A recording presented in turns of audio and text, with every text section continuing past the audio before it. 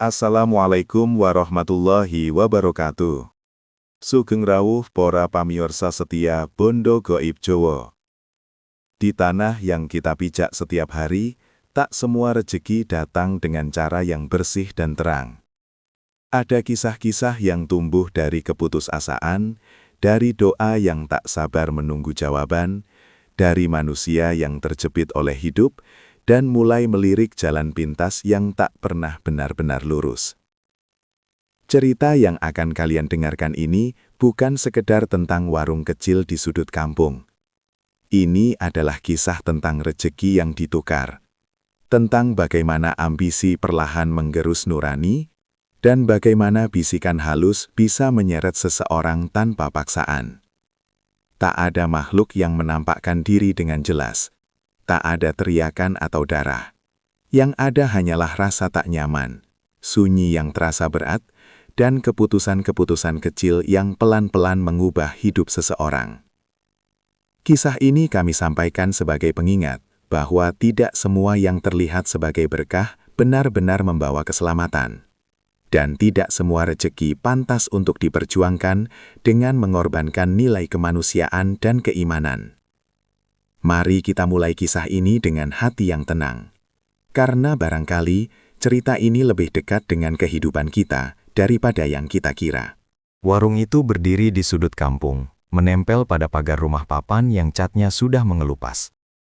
Sebuah etalase kaca berisi mie instan, rokok, dan beberapa jajanan anak-anak menjadi saksi hari-hari panjang yang dijalani Pak Raka. Sejak subuh hingga larut malam, ia duduk di bangku kayu yang kakinya sudah tidak sama panjang, menunggu pembeli yang datang tak menentu. Pak Raka bukan orang malas. Ia pernah bekerja di pabrik garmen di kota, tapi pabrik itu tutup setahun lalu. Modal pesangon yang tersisa dipakai membuka warung kecil ini.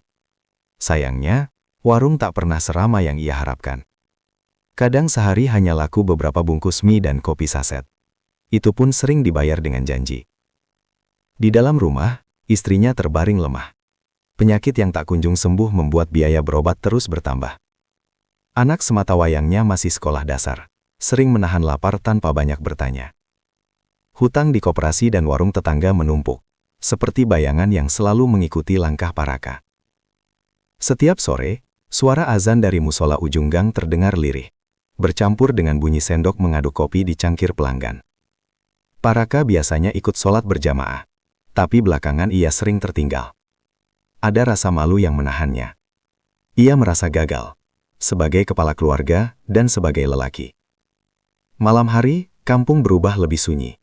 Angin membawa bau tanah dan suara jangkrik. Pos ronda tak jauh dari warung menjadi tempat beberapa lelaki bercengkrama, tertawa kecil sambil membicarakan kabar tetangga. Dari kejauhan, Pak Raka mendengar obrolan tentang warung Pak Hadi di seberang kampung yang kini selalu ramai. Tentang motor baru, tentang rumah yang mulai direnovasi. Ia menunduk, menghitung uang receh di laci. Jumlahnya tak seberapa. Pikiran tentang cicilan esok hari membuat dadanya terasa sempit. Ada rasa iri yang ia coba tepis, tapi semakin hari semakin sulit dikendalikan. Ia bertanya dalam hati, mengapa rezeki orang lain terasa lebih lapang, sementara hidupnya seolah berhenti di tempat. Warungnya sepi. Lampu bohlam menggantung redup, menarik serangga-serangga kecil yang berterbangan tanpa arah. Sesekali ada anak kecil membeli permen, atau tetangga yang sekadar numpang duduk. Tak ada yang benar-benar membeli banyak. Dalam kelelahan itu, Pak Raka mulai sering melamun. Tentang kemungkinan lain. Tentang jalan pintas yang sering dibicarakan orang-orang dengan suara setengah berbisik. Ia tak pernah berniat macam-macam. Setidaknya begitu ia mengakinkan diri sendiri. Ia hanya ingin hidupnya bergerak maju, sedikit saja. Malam semakin larut. Saat menutup warung, Pak Raka menatap langit kampung yang gelap. Ada perasaan kosong yang sulit dijelaskan. Seperti berdiri di tepi jurang, tanpa tahu seberapa dalam. Di dadanya, benih keputusasaan mulai tumbuh pelan, mencari celah di antara doa-doa yang mulai kehilangan keyakinan. Ia belum tahu bahwa dari warung kecil yang sepi itu, hidupnya akan segera berubah, dengan cara yang tak pernah ia bayangkan. Sejak beberapa minggu terakhir, telinga Pak Raka terasa lebih peka dari biasanya. Bukan pada suara keras, melainkan pada obrolan-obrolan kecil yang sering lolos dari perhatian orang. Kata-kata yang diucapkan setengah bercanda, setengah serius, tentang rezeki yang datang tiba-tiba, tentang usaha kecil yang mendadak ramai tanpa alasan jelas. Semua bermula dari obrolan di pos ronda. Suatu malam, Pak Raka duduk agak jauh, menyeruput kopi yang ia buat sendiri. Ia mendengar nama Pak Hadi kembali disebut. Warung kelontongnya kini buka sampai tengah malam. Pembelinya tak pernah sepi. Ada yang bilang karena pintar dagang. Ada juga yang berbisik, Pak Hadi itu ketemu orang pintar. Kalimat itu diucapkan pelan, hampir tenggelam oleh tawa. Tapi Pak Raka menangkapnya dengan jelas. Orang pintar gimana maksudnya? Tanya seseorang. Ah, tahu sendirilah. Jawab yang lain sambil terkekeh. Lalu topik berganti. Seolah ada kesepakatan tak tertulis untuk tidak membahasnya terlalu jauh. Pak Raka pulang dengan pikiran yang tak tenang. Ia mencoba menertawakan semua itu sebagai gosip kampung. Namun malam itu, tidurnya gelisah. Ia bermimpi berada di warungnya sendiri, tapi lampu lebih terang dari biasanya. Ada orang-orang berdiri membelakangi etalase. Jumlahnya banyak, tapi wajah mereka tak pernah terlihat jelas. Saat ia terbangun, keringat dingin membasahi punggungnya. Hari-hari berikutnya, bisik-bisik itu semakin sering terdengar. Seorang pemasok rokok yang jarang datang tiba-tiba mampir dan berbicara panjang. Ia menyinggung soal usaha yang kadang butuh sedikit keberanian. Seorang tetangga perempuan menyebut pantangan aneh yang katanya dilakukan orang-orang agar dagangan laris. Tak boleh menutup warung di jam tertentu, tak boleh menolak pembeli tertentu. Tak satu pun menyebut kata pesugihan. Semua dibungkus kalimat samar, seperti petunjuk yang sengaja dibiarkan menggantung. Di warungnya sendiri, Pak Raka mulai merasakan hal-hal kecil yang sulit dijelaskan. Suasana terasa berbeda saat malam datang. Lampu bohlam kadang berkedip meski baru diganti. Angin yang lewat membawa hawa dingin, seolah warungnya lebih lembab dari rumah sekitar. Beberapa kali, ia merasa seperti ada yang berdiri di belakangnya. Padahal saat menoleh, tak ada siapa-siapa. Ia mencoba berpikir logis. Mungkin karena lelah. Mungkin karena pikiran terlalu penuh. Tapi rasa itu tak sempurnanya pergi. Setiap kali azan terdengar, hati Pak Raka bergejolak. Ia masih sholat, masih berdoa. Tapi kini doanya terasa berbeda. Ada permohonan yang lebih mendesak, lebih putus asa. Ia meminta jalan keluar, apapun bentuknya. Lalu langsung merasa bersalah setelahnya. Di sisi lain, logikanya terus mengingatkan, tidak ada rezeki instan tanpa kerja keras. Namun saat melihat istrinya meringis menahan sakit, dan anaknya belajar dengan buku lusuh, keyakinan itu melemah. Kebutuhan hidup seperti air yang terus menekan bendungan rapuh di dadanya. Suatu malam, seorang pelanggan tua duduk lebih lama dari biasanya. Rambutnya memutih, suaranya pelan.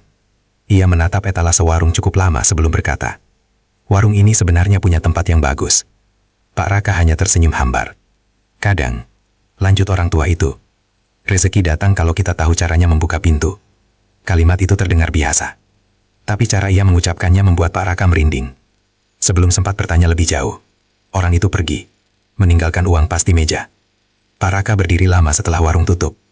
Dalam sunyi kampung, ia merasa seperti berdiri di ambang sesuatu yang tak terlihat. Ia belum melangkah kemanapun. Namun pintu itu, entah sejak kapan, terasa sudah sedikit terbuka.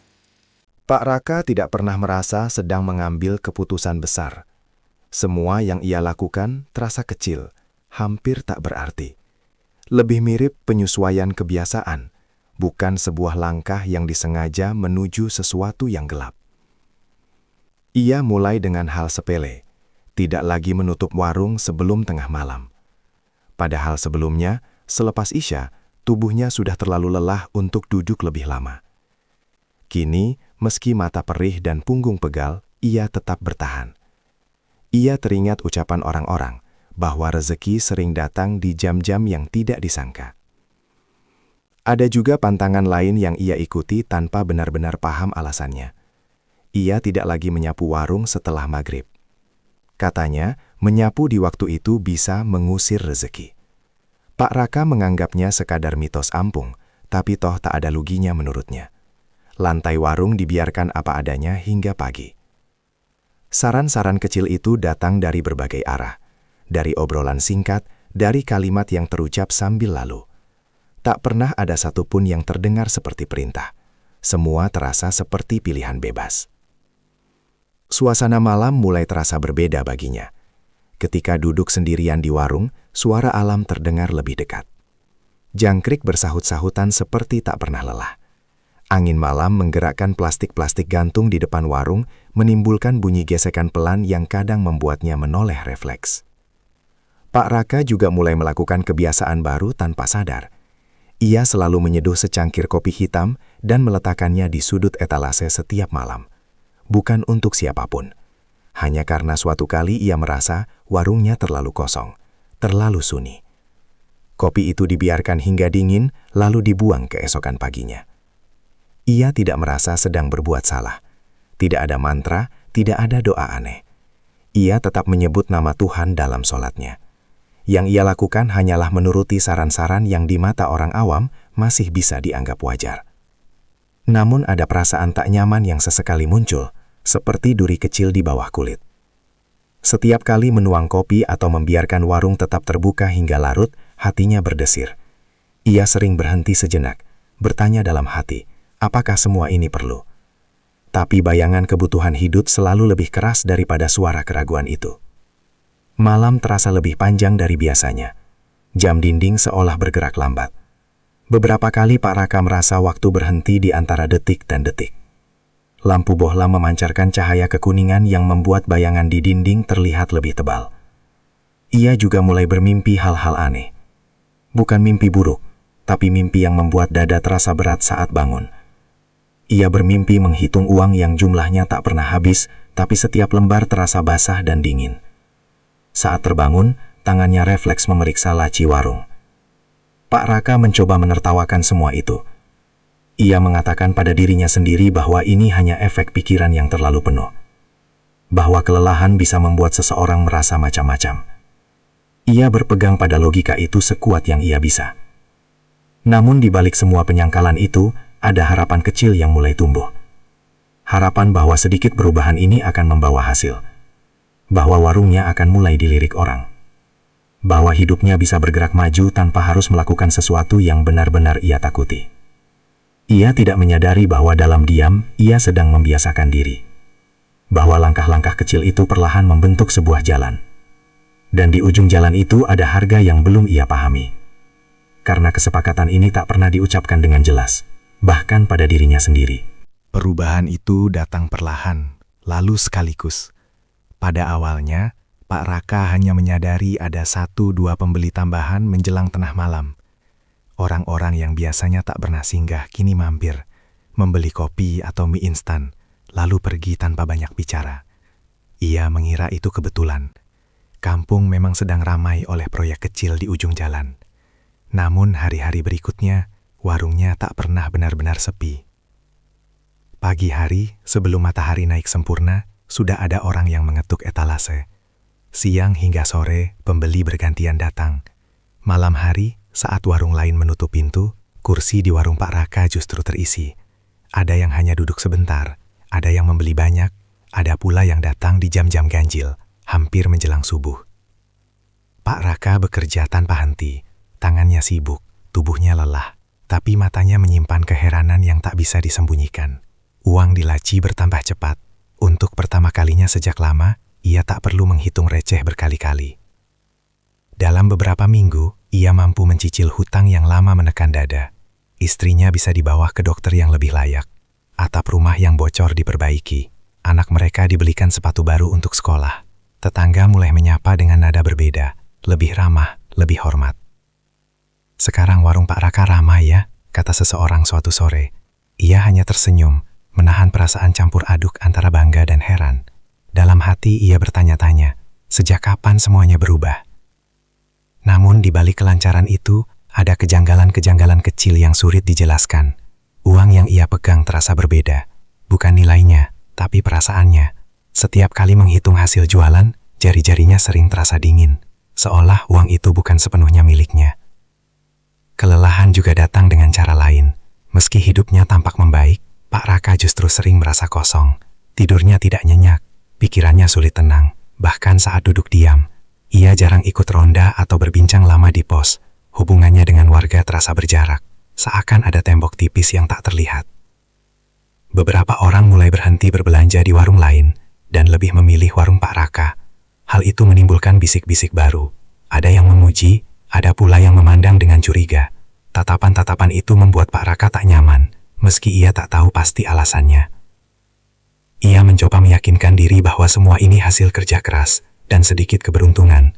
Bukankah ia hanya mengikuti kebiasaan kecil? Tidak ada yang benar-benar ia langgar. Tidak ada perjanjian yang ia ucapkan. Ia masih sholat, masih menyebut nama Tuhan. Namun di sela-sela kesibukan, ia mulai menyadari satu hal. Setiap kali warungnya sangat ramai, suasana kampung justru terasa lebih sunyi. Ada tetangga yang jarang terlihat. Ada pelanggan lama yang tak datang lagi. Ia mendengar kabar tentang orang-orang yang tiba-tiba jatuh sakit atau kehilangan pekerjaan. Tapi ia berusaha tidak menghubungkannya dengan apapun. Malam itu, saat menutup warung lebih larut dari biasanya, Pak Raka duduk sendirian menatap laci uang yang penuh. Perasaan puas bercampur dengan kegelisahan yang sulit ia singkirkan. Ia tahu, fase ini terasa seperti hadiah, manis, menggoda, dan seolah menjawab semua doa. Namun jauh di dalam dirinya, ada suara kecil yang berbisik. Hadiah semacam ini jarang datang tanpa tuntutan, dan suara itu, meski pelan, mulai sulit diabaikan. Kesadaran itu tidak datang sekaligus. Ia muncul seperti noda kecil di kain putih. Mula-mula mudah diabaikan, lalu semakin jelas setiap kali Pak Raka mencoba menepisnya. Semua bermula dari kabar tentang Pak Damar, pelanggan lama yang hampir setiap malam duduk di warungnya. Suatu pagi, Pak Raka mendengar bahwa Pak Damar terkena pemutusan kerja mendadak. Usahanya bangkrut, katanya. Orang-orang membicarakannya dengan nada iba. Pak Raka hanya mengangguk pelan, tapi di dadanya ada sesuatu yang mengeras. Ia teringat, malam sebelum kabar itu beredar, warungnya sangat ramai, uang masuk lebih banyak dari biasanya. Tak lama kemudian, Bu Yati, tetangga yang sering membeli beras di warungnya, jatuh sakit. Biaya pengobatan membuat keluarganya terpaksa menjual motor. Lagi-lagi, itu terjadi setelah hari di mana warung Pak Raka tak berhenti didatangi pembeli hingga dini hari. Awalnya Pak Raka menyebutnya kebetulan. Hidup memang keras, pikirnya. Musibah bisa datang ke siapa saja. Tapi semakin lama, pola itu semakin sulit diabaikan. Setiap puncak keramaian di warungnya selalu diikuti kabar kehilangan di tempat lain. Pekerjaan, kesehatan, ketenangan rumah tangga, semuanya seperti berpindah arah. Bisik-bisik warga pun berubah, tak lagi sekadar kagum, melainkan penuh jeda dan tatapan yang cepat dialihkan. Beberapa orang mulai memilih berbelanja di tempat lain. Sapaan menjadi singkat, senyum terasa dipaksakan. Pos ronda yang dulu ramai kini lebih sepi saat Pak Raka lewat. Ia mulai merasa sendirian di tengah keramaian yang ia ciptakan sendiri. Malam-malamnya dipenuhi mimpi aneh. Dalam satu mimpi, Pak Raka melihat warungnya berdiri di tengah lapangan kosong. Orang-orang datang membawa kantong-kantong besar, menaruhnya di depan etalase, lalu pergi dengan tangan kosong dan wajah tertunduk. Saat ia terbangun, dadanya terasa sesak, seolah baru saja berlari jauh. Rasa bersalah mulai mengendap, tapi tidak pernah muncul sebagai tuduhan yang jelas. Lebih seperti bayangan samar yang mengikuti kemanapun ia pergi. Ia menjadi mudah terkejut, mudah lelah, dan sering kehilangan fokus. Uang yang semakin banyak tak lagi memberinya rasa aman, hanya kewaspadaan yang terus-menerus. Ibadahnya pun berubah. Pak Raka masih berdiri menghadap kiblat, masih melafalkan doa-doa yang sama, tetapi hatinya tak lagi tenang. Setiap sujud terasa hampa, kata-kata doa keluar dari mulutnya tanpa benar-benar sampai ke dalam. Ia sering terdiam lama setelah sholat, bukan karena khusyuk, melainkan karena kebingungan. Ia bertanya dalam hati, sejak kapan ia merasa sejauh ini? Di warung, ia mulai memperhatikan hal-hal kecil yang dulu tak ia pedulikan. Tatapan pelanggan yang cepat berpaling, cara beberapa orang membayar dengan tergesa, dan kopi hitam yang selalu ia letakkan di sudut etalase yang kini hampir selalu habis tanpa ia tahu kemana perginya. Pak Raka ingin berhenti sejenak, ingin menarik napas dan memeriksa ulang semua yang telah ia lakukan. Tapi hidup tidak memberinya ruang untuk itu. Kebutuhan terus berjalan. Pengobatan istrinya belum selesai, anak-anak butuh biaya. Rezeki yang mengalir deras terasa terlalu berharga untuk dilepas. Namun kini ia tahu, aliran itu tidak datang dari ruang kosong. Ada sesuatu yang hilang di tempat lain setiap kali warungnya penuh. Dan kesadaran itulah yang perlahan menggerogoti ketenangan batinnya. Menjadi harga tersembunyi dari rezeki instan yang dulu ia sambut dengan harapan. Musibah itu datang tanpa suara, seperti tamu yang sudah lama menunggu giliran. Suatu pagi, Anak Pak Raka terbangun dengan demam tinggi. Tubuhnya panas, napasnya pendek-pendek. Istrinya panik, memanggil-manggil namanya dengan suara gemetar. Pak Raka segera membawa anak itu ke puskesmas, lalu dirujuk ke rumah sakit kabupaten. Dokter berbicara dengan nada hati-hati, menyebut istilah-istilah yang sulit dipahami, dan meminta pemeriksaan lanjutan. Hari-hari berikutnya terasa kabur. Bau obat, suara langkah perawat, dan lampu putih rumah sakit membuat kepala Pak Raka berdenyut. Ia duduk di bangku lorong sambil menatap lantai, mencoba menghitung napasnya sendiri. Untuk pertama kalinya sejak warungnya ramai, ia berharap semuanya kembali seperti dulu. Sepi, sederhana, asal keluarganya utuh. Di sela-sela menunggu, ia menyadari sesuatu yang membuat dadanya seperti diremas. Sejak anaknya sakit, warungnya justru semakin ramai. Pesanan berdatangan, uang masuk tanpa henti. Telepon dari tetangga menyebutkan stok habis, minta ditambah. Rezeki mengalir deras saat keluarganya terbaring lemah. Saat itulah Pak Raka mengerti, penukaran itu kini tidak lagi mengambil dari orang jauh. Ia menuntut lebih dekat, lebih pribadi. Ia pulang ke rumah larut malam, membuka warung dengan tangan gemetar. Kopi hitam kembali ia seduh, tapi kali ini tangannya berhenti di tengah jalan. Dadanya terasa berat. Ia menatap sudut etalase itu lama sekali, lalu menuang kopi ke wastafel. Air hitam mengalir pergi, meninggalkan bau pahit. Malam itu, warung terasa berbeda. Udara lebih pekat. Suara jangkrik terdengar seperti terlalu dekat, terlalu ramai. Jam dinding berdetak keras, seolah menghitung sesuatu yang lain. Pak Raka merasa seperti ada yang menunggu reaksinya, meski ia sendirian. Ia mencoba menutup warung lebih awal. Baru saja gembok dipasang, ada pembeli mengetuk pelan. Pak Raka ragu. Ketukan itu diulang, tidak keras, tidak memaksa, tapi cukup untuk membuat jantungnya berdebar. Akhirnya ia membuka kembali, melayani tanpa menatap wajah orang itu. Setelah pembeli pergi, Pak Raka menyadari gemboknya sudah terlepas lagi, tergantung longgar. Ia tak ingat membukanya. Perasaan ditahan itu semakin kuat. Setiap kali ia berniat berhenti, menutup warung, mengubah kebiasaan, atau sekedar berdoa dengan sungguh-sungguh, ada saja yang menghalangi.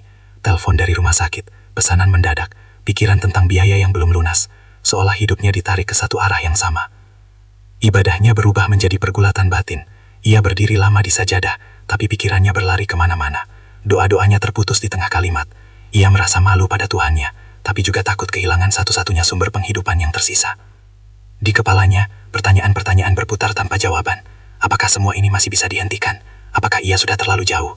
Dan yang paling menyakitkan, berapa harga yang harus dibayar agar keluarganya selamat? Malam-malam berikutnya, Pak Raka hampir tidak tidur. Ia terjaga oleh rasa cemas yang tak bernama. Bukan ketakutan akan makhluk atau kejadian aneh, melainkan ketakutan pada dirinya sendiri. Pada pilihan-pilihan kecil yang ia anggap sepele, tapi kini menjelma jerat yang menutup perlahan. Di lorong rumah sakit, saat melihat anaknya tertidur lemah, Pak Raka menggenggam tangannya erat. Air matanya jatuh tanpa suara. Di titik itulah, ia sadar sepenuhnya. Rezeki yang ia kejar bukan lagi sekedar uang. Ia telah berubah menjadi tuntutan, dan tuntutan itu kini meminta yang paling mahal. Pak Raka berdiri lama di depan warungnya pada suatu subuh yang pucat. Langit belum benar-benar terang, tetapi lampu warung masih menyala, seolah enggan padam. Di dalam, rak-rak terlihat penuh. Laci uang berat oleh lembaran yang dulu ia dambakan. Kini semuanya terasa seperti beban. Ia tahu, hidupnya telah menyempit menjadi dua pilihan yang sama-sama menyakitkan. Jika ia melanjutkan seperti sekarang, warung akan tetap ramai, uang akan terus mengalir. Biaya rumah sakit anaknya bisa terbayar, istrinya bisa mendapat perawatan.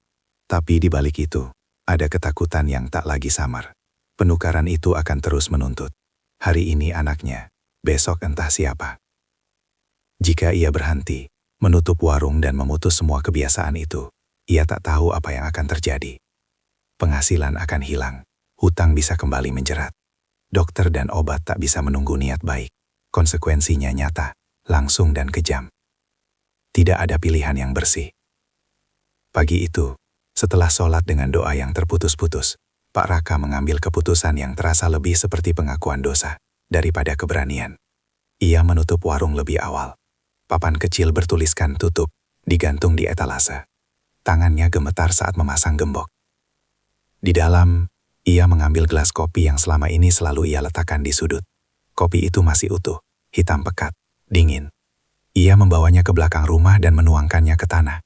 Tidak ada angin, tidak ada suara apapun, hanya bau pahit yang tertinggal sebentar, lalu hilang. Ia menyapu warung saat matahari sudah tinggi, sesuatu yang dulu ia hindari. Debu dan remah-remah jatuh ke dalam pengki, tapi dadanya justru terasa semakin berat. Seperti ada yang dilepaskan, tapi juga ada yang tercabut. Hari-hari berikutnya berjalan lambat. Warung tetap tutup. Beberapa tetangga bertanya singkat, lalu berhenti bertanya. Kampung terasa menjauh, bukan karena marah, melainkan karena tak lagi peduli. Pos ronda kembali ramai tanpa kehadirannya. Obrolan terhenti saat ia lewat. Pak Raka lebih sering ke musola. Ia duduk lama setelah sholat, bukan untuk meminta rezeki, melainkan untuk diam. Ia mencoba mendekat kembali pada Tuhan tanpa tuntutan, tapi rasa kosong itu tak langsung pergi. Ibadah tak serta-merta terasa ringan. Penyesalan tidak mengenal jalan pintas. Dari rumah sakit, kabar datang pelan-pelan. Kondisi anaknya stabil, tapi belum sepenuhnya pulih. Biaya tetap berjalan. Pak Raka menjual beberapa barang, meminjam pada saudara yang dulu ia jauhi karena malu. Setiap rupiah terasa lebih berat dari sebelumnya, tapi juga lebih nyata. Malam-malam menjadi sunyi, tanpa warung yang ramai, tanpa suara pembeli. Pak Raka duduk di teras rumah menatap jalan kampung yang gelap. Tidak ada lagi rasa diawasi, tapi ada kesepian yang panjang. Ia merindukan hidupnya yang sederhana, bahkan yang sulit, karena setidaknya, dulu ia tidak harus menukar siapapun. Pak Raka tahu keputusannya tidak menghapus semua akibat. Ada luka yang akan tinggal. Ada kehilangan yang tak bisa ditebus. Tapi di tengah sunyi itu, ia memilih menanggung semuanya sendiri, tanpa mengorbankan orang lain. Keputusan itu tidak terasa heroik, tidak ada kemenangan. Hanya seorang lelaki yang memilih berhenti, meski harus jatuh. Dan di kampung yang terasa semakin jauh, Pak Raka belajar menerima bahwa kadang, menjadi manusia berarti berani miskin, asal tidak kehilangan jiwa. Warung itu akhirnya benar-benar tutup. Papan kayu yang dulu menjadi etalase kini dicopot dan disandarkan ke dinding. Rak-rak kosong dibersihkan, laci uang disimpan di lemari, tak lagi dibuka setiap hari. Dari luar, rumah Pak Raka tampak seperti rumah biasa. Tak ada lampu terang, tak ada kursi plastik, tak ada suara gelas beradu. Hanya rumah kecil yang kembali sunyi. Kehidupan Pak Raka berubah drastis. Tanpa warung, hari-harinya diisi dengan pekerjaan serabutan. Kadang membantu tetangga memperbaiki pagar, kadang ikut mengangkut barang di pasar. Penghasilannya kecil dan tak menentu. Hutang belum sepenuhnya lunas. Istrinya masih harus kontrol rutin. Anak mereka perlahan membaik, tapi kesehatannya belum sepenuhnya pulih. Tidak semua masalah selesai hanya karena ia berhenti. Ada luka yang menetap. Rasa bersalah yang muncul tiba-tiba di tengah malam. Bayangan orang-orang yang dulu sering duduk di warungnya, kini entah di mana. Pak Raka tidak pernah tahu pasti apakah nasib mereka membaik atau tidak. Ketidaktahuan itu justru lebih menyakitkan. Di kampung, kehidupan kembali seperti biasa. Warung-warung lain ramai seperti dulu. Pos ronda kembali hidup. Anak-anak bermain di sore hari. Orang-orang jarang lagi menyebut nama Pak Raka dalam obrolan. Seolah semua sepakat untuk melanjutkan hidup tanpa mengungkit masa lalu. Namun sesekali, saat malam terlalu sunyi, ada jeda aneh dalam percakapan warga. Ada kehati-hatian yang tak diucapkan. Trauma kecil yang tertinggal, meski tak pernah dibahas terbuka. Kampung memang terlihat normal, tapi ingatan kolektif tak pernah benar-benar hilang. Pak Raka sering duduk di teras rumahnya saat senja. Ia memandangi tempat di mana warungnya dulu berdiri. Tidak ada penyesalan yang meledak-ledak. Hanya kesadaran tenang bahwa hidupnya telah melewati sesuatu yang tak ingin ia ulangi. Warung itu kini hanya tinggal nama. Tapi baginya, warung tersebut menjadi saksi. Saksi bagaimana keputusasaan bisa mengaburkan batas benar dan salah. Bagaimana rezeki yang tampak manis bisa menyimpan tuntutan yang kejam. Dan bagaimana manusia, dalam kondisi terjepit, bisa tergelincir tanpa merasa sedang jatuh. Pak Raka belajar bahwa rezeki bukan sekedar uang yang cukup atau dagangan yang laku. Rezeki adalah ketenangan saat tidur, adalah keluarga yang selamat tanpa harus ditukar, adalah hidup sederhana yang tidak menyisakan hutang batin. Ia tidak menjadi orang suci, ia tidak keluar sebagai pemenang, tapi ia berhenti sebelum kehilangan semuanya. Dan di kampung kecil itu, warung yang pernah begitu ramai kini tinggal kenangan sunyi, pengingat bahwa pesugihan bukan jalan keluar hidup, melainkan pengkhianatan terhadap nilai kemanusiaan dan spiritual yang paling dasar. Tidak ada kutukan yang tersisa, hanya pelajaran yang mahal, dan seorang lelaki yang memilih hidup apa adanya setelah hampir menukar segalanya. Demikianlah kisah tentang warung yang menukar rezeki. Sebuah cerita yang lahir dari keputusasaan, tumbuh dalam bisik-bisik, dan berakhir dengan kesadaran yang pahit. Tidak ada pahlawan di dalamnya, hanya seorang manusia biasa yang pernah tergoda jalan pintas, lalu belajar bahwa setiap rezeki memiliki harga, dan tidak semuanya layak dibayar. Semoga cerita ini menjadi pengingat bagi kita semua, bahwa kekayaan sejati bukan diukur dari seberapa banyak uang yang kita kumpulkan, melainkan dari ketenangan hati, keselamatan keluarga, dan keberkahan hidup yang tidak menyisakan luka pada orang lain. Jika kalian pernah melihat, mendengar, atau merasakan kisah serupa di sekitar kita, ingatlah, pesugihan bukan solusi. Ia hanya memindahkan penderitaan, bukan menghapusnya. Terima kasih sudah menyimak cerita ini sampai akhir di Banda Gaib Jawa. Jika kalian menikmati kisah-kisah horor bernuansa budaya, mitos Jawa, dan cerita gelap kehidupan sehari-hari, jangan lupa like video ini, subscribe channel Banda Gaib Jawa agar tidak ketinggalan cerita berikutnya. Tuliskan komentar kalian, pendapat, pengalaman, atau kisah nyata yang ingin kami angkat. Dukungan kalian sangat berarti agar kami terus menghadirkan cerita-cerita yang bukan hanya menakutkan, tapi juga memberi makna. Sampai bertemu di kisah selanjutnya. Wassalamualaikum warahmatullahi wabarakatuh.